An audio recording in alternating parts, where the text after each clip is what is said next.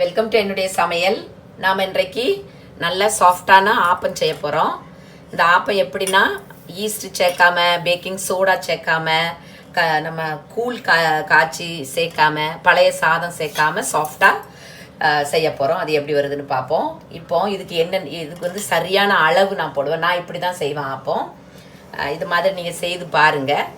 இப்போ இது வந்து நான் 1/2 கிலோ எடுத்துருக்கிறேன். அதாவது 2 உலக்கு 1/2 கிலோ, கால் படி 1/2 கிலோ அது மாதிரி எடுத்துருக்கேன். நீங்கள் 2 கிளாஸ் வேணால் கூட எடுத்துக்கிடலாம். நீங்கள் இந்த கிளாஸ் வச்சு நீங்கள் அளக்கலாம், ஒன்றும் பிரச்சனை கிடையாது. இது 2 கிளாஸ்ன்னா இது 1 கிளாஸ் அந்த மாதிரி. இது 4 கிளாஸ்ன்னா இது 2 கிளாஸ் அந்த மாதிரி எடுக்கணும்.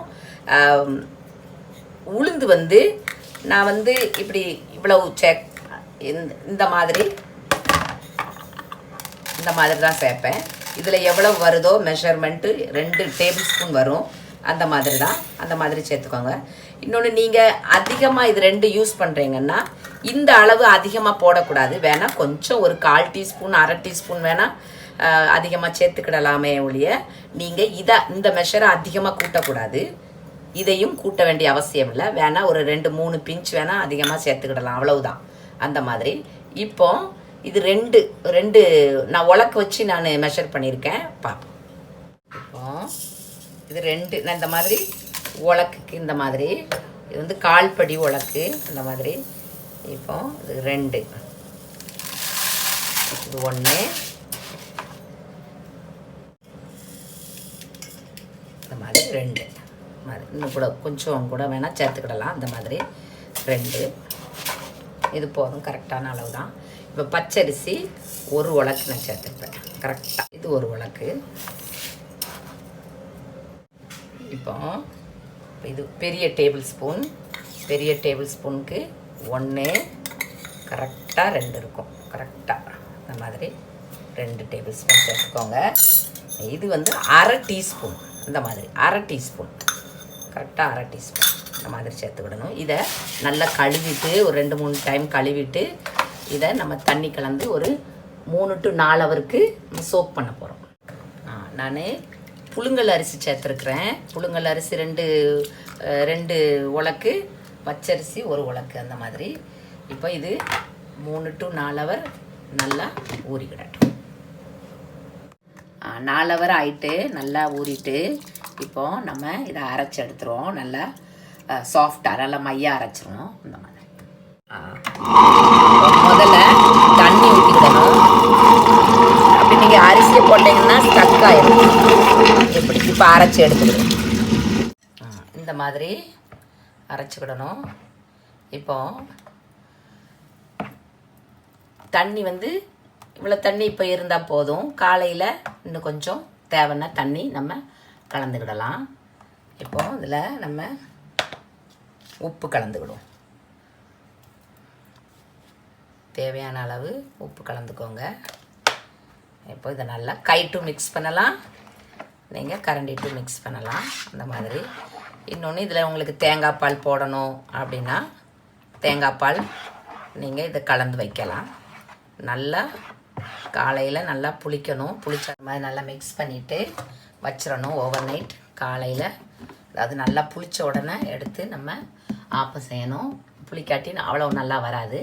இந்த மாதிரி இப்போ காலையில் பார்ப்போம். இப்போ இது காலையில் ஆகிட்டு ஒரு 8 மணி இருக்கும்.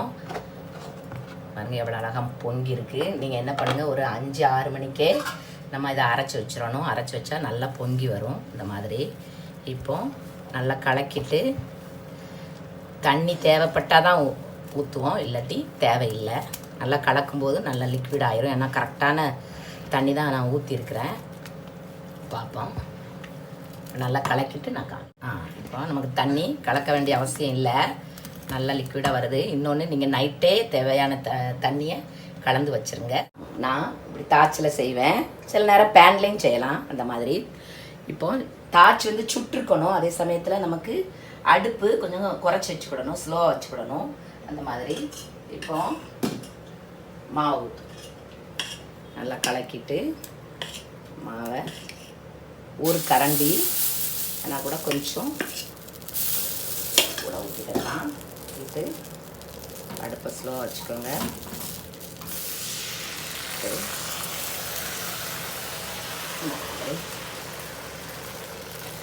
சென்டரில் கொஞ்சம் வர்ற மாதிரி பார்த்துக்கோங்க.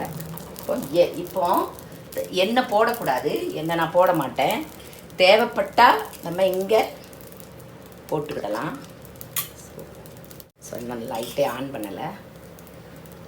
எப்படி தேவைப்பட்டா, தேவை இருக்காது. ஃபஸ்ட் டைம் ஆயில் போட்டால் போதும், நெக்ஸ்ட் டைம் அது ஆயில் தேவைப்படாது.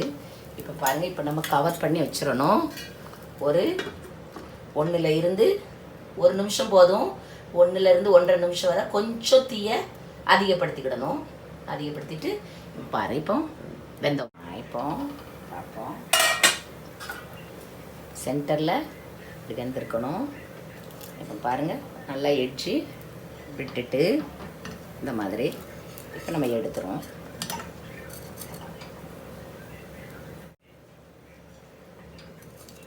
இந்த மாதிரி எட்ஜை நீங்கள் இப்போ இந்த லைட்டை எட்ஜஸை ஸ்க்ரேப் பண்ணி விடும்போது இப்படி அழகாக வந்துடும். இப்போ இன்னொரு டைம் அந்த மாதிரி ஸ்டக்கானா, அதாவது வர்றதுக்கு லைட்டாக அது செகண்ட் டைம் தன்னால் வந்துடும். இப்படி நீங்கள் வெங்காயத்தை வெட்டிக்கிட்டு எண்ணெயே இல்லாமல் இந்த மாதிரி நல்லா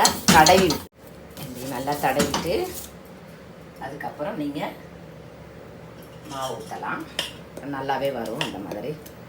இப்போ ஒரு கரண்டி கொஞ்சோண்டு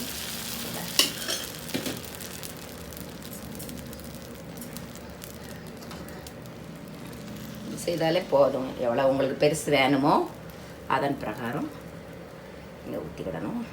சென்டரில் இப்போ மூடி வச்சு இப்போ செகண்ட் டைம் பாருங்கள், இந்த இது போட்டதுனால, வெங்காயம் போட்டதுனால அப்படி வந்துட்டு பாருங்கள் அந்த மாதிரி. இப்போ சென்டரில் என்றைக்குமே வெந்துட்டான்னு பார்க்கணும்.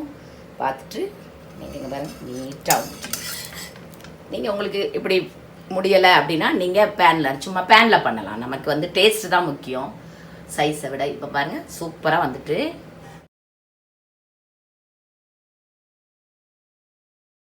இப்போ சூப்பராக இதுவும் வந்துடும். எடுத்துருங்க,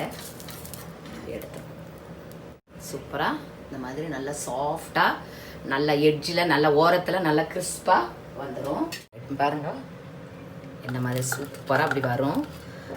சாஃப்டாக இருக்கும், அதே சமயத்தில் நல்லா லைட்டாக கிறிஸ்பாகவும் இருக்கும். இந்த வெந்தயம் போடுறதுனால நல்லா வாசனையாகவும் இருக்கும். இது செகண்ட் டைம் சுட்டது. ஒன்றுமே நீங்கள் போட வேண்டிய அவசியம் இல்லை. இந்த மாதிரி இது பேனில் இப்படி நீங்கள் திக்காக போடணும்னா திக்காக போட்டுக்கிடலாம். அந்த மாதிரி இப்படி செய்து கொடுங்க. இது வரைக்கும் பார்த்ததுக்கு ரொம்ப ரொம்ப நன்றி. ப்ளீஸ் சப்ஸ்கிரைப் பண்ணுங்கள். தேங்க்யூ ஸோ மச் ஃபார் வாட்சிங். தேங்க்யூ.